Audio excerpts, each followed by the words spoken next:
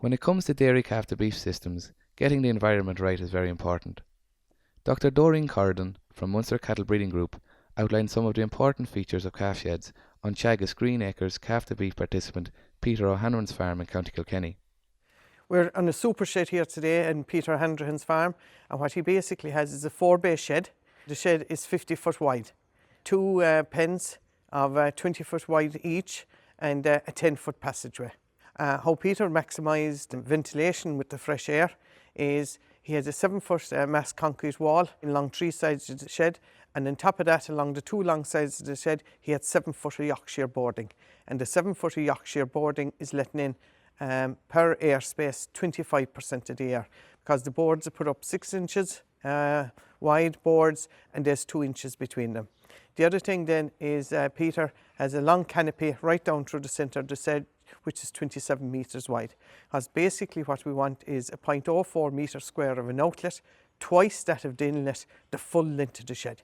We have to prevent drafts, and the key is calves cannot have drafts, because when the calf is less than 2 weeks old, he needs to be kept at 15 degrees.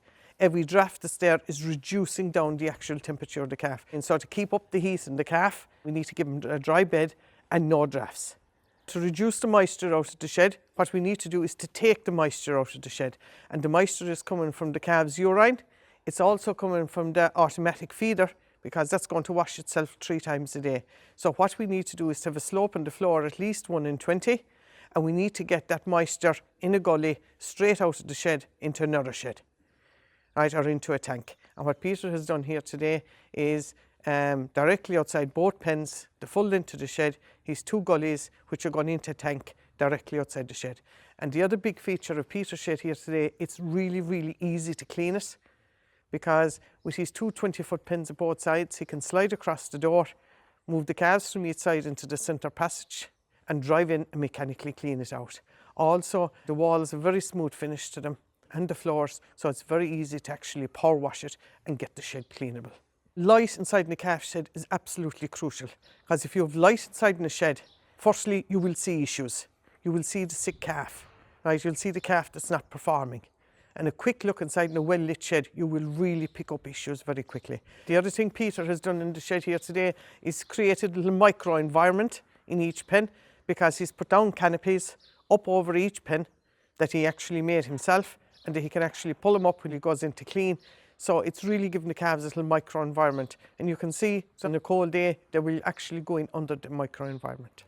Dr. Corridan also outlined some of the modifications that farmers can make to existing buildings. You don't need a new shed to make a shed comfortable for actually the young calves, but the first thing, focus on fresh air. How do you get fresh air into the shed? What Peter has done here today, he's put on both sides the full length of the shed, 7-foot mass concrete wall, and over that then 7 foot of Yorkshire boarding.